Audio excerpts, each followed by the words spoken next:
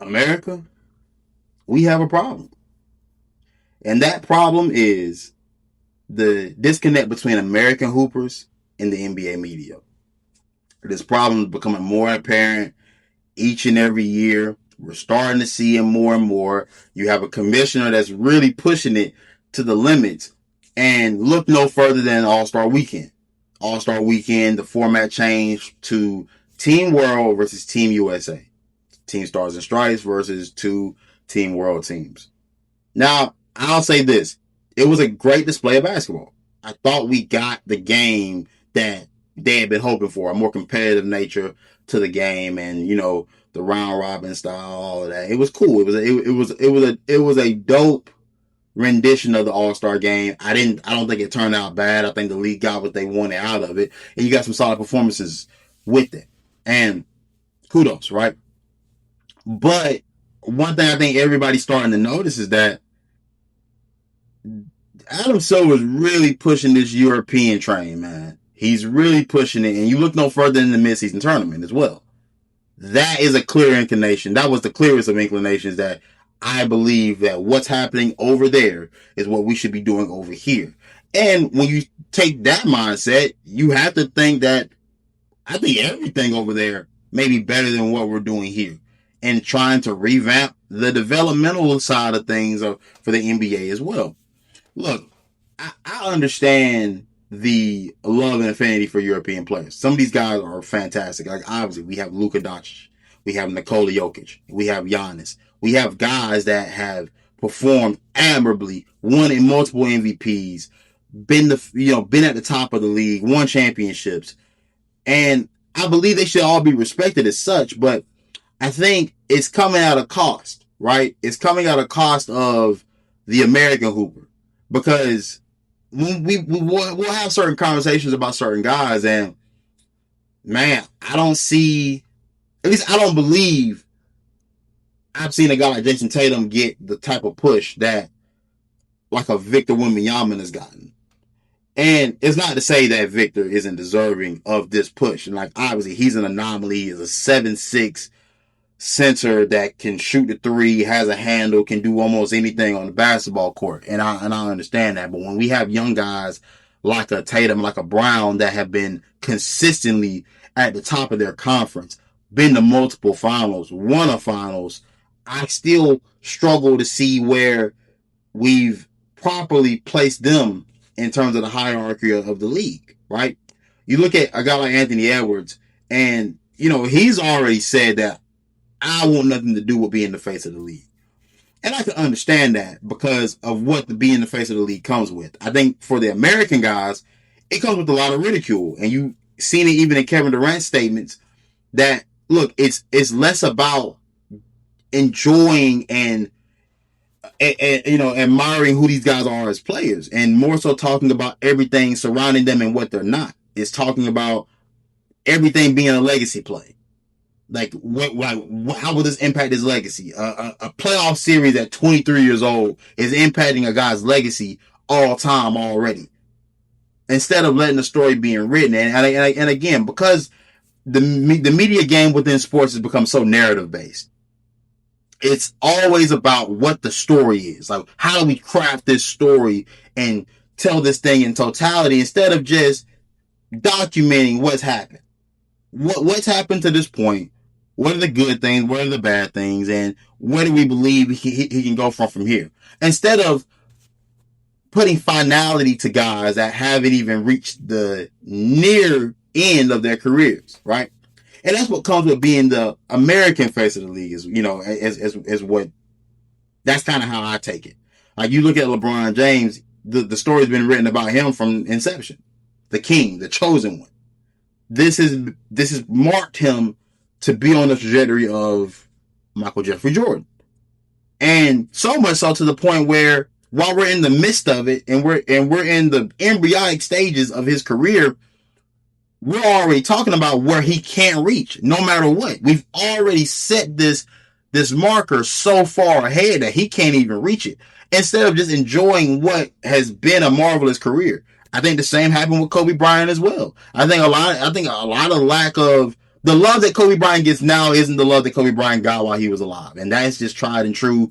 I won't hear it any other way, because when media guys talked about Kobe, it was always, well, not even better than Tim Duncan. He's nowhere close to Jordan. Even though, from an individual perspective, this guy has done some amazing things.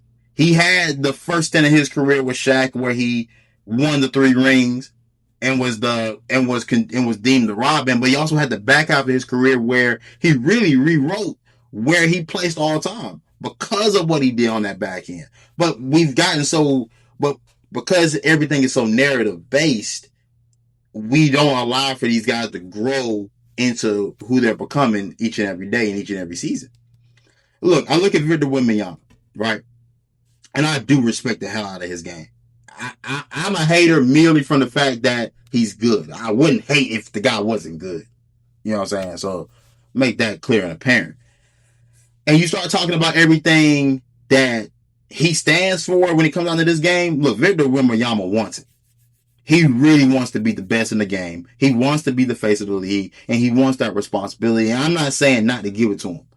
I'm just saying that overall, you can't push out the American guys for the European guys. You know what I'm saying? Because no matter what you think about how this game is being played or where things are going or where things are headed, the face of the league in an American-based league is gonna have to be, I'm not gonna say it's gonna have to be, it's gonna be hard for a European player to be the face. That's just the reality of it. And you have to think, well, why is that? Well, where are the shared experiences with being from overseas compared to being American? Like, there are shared experiences that make you relate to someone, that makes them likable, that makes you a fan of them. Things that are outside the control of the guys from the other side. So it's hard to have a story that relates. They can have a sad story. It's not even about having a sad story. It's about having a relatable story. But when you have guys that are from the inner cities of some American communities, fam, a lot of us can relate to that. Even if you don't come from these types of neighborhoods, we're at least adjacent to each other to the point where I'm like, I know people from that. I know what that's like. I have a shared experience with this guy that makes him somebody that I can relate to, that makes him somebody that I want to watch, so makes him somebody that I want to root for. You know what I'm saying? And that's the overall justification for it. The guy that to me, I feel is gonna be the face of this thing here, like the new face, is Cooper Flagg. Cooper Flagg to me is much closer to being the face of the league than Victor, not because of play on the court, but because of relatability. Like, you talk about, when's the last time we've had an American white player that was of this caliber? That we truly all believe that, oh, he's going to be one of those ones.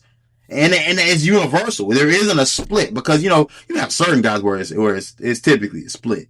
Like when, I can't speak on the 80s. I can't speak to that. I truly haven't seen a white American player that was heralded as the one. You know what I'm saying? Like that, I just haven't seen that. So for me, this is new. This is new, but I can see the allure of this guy already, because he hits the main demographic in America, and because he's nice at the game, he's gonna encompass everybody else by just being cold. Whereas, the European guys, you gotta go through a whole lot of other things in order to reach that status. It's then about, hey, what the cool factor with you as well. Like, for example, Ja Morant. Ja Morant, from how he's done everything in his career outside of basketball, is nowhere close to being a face of the league.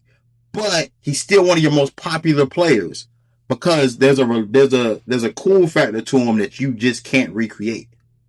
Another player that has that cool factor, but I think there seems to just be a disconnect is Shai Gilgeous-Alexander. I think he had the coolest song going. I think we got in the game. Smooth game, how he dresses, how he talks, everything fits the bill. But I think the disconnect is he's Canadian. I truly do believe if Shai Gilgeous is from if he's from like the Northeast, I think it's easy. I think if he's from anywhere in America, I think it's easier. But it's always going to be a pushback. I think these guys are great hoopers, bro. I think Luka's a great hooper. I think Joker's a great hooper. Giannis, SGA, I think all these guys are great hoopers. But I think the thing that's always going to be the disconnect is there is a lack of relatability with guys from across the pond. It's just the nature of the business.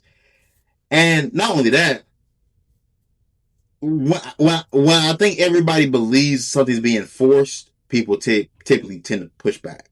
In this current day and age, you can't push anything. The corporation can't push anything to be at the forefront because people won't go for it. People are always trying to find the next underground thing, the people's champ. Who's going to be the people's champ? Like Anthony Edwards is the people's champ. The people love him. Corporations, the league. You know what I'm saying? That's the game is different now. The game is different when you start talking about who does the $1 billion organization want to push. Right? Here's what it is. Here's what it is. But these are merely my thoughts. Merely my thoughts and opinions. And you guys let me know what you think in the comments.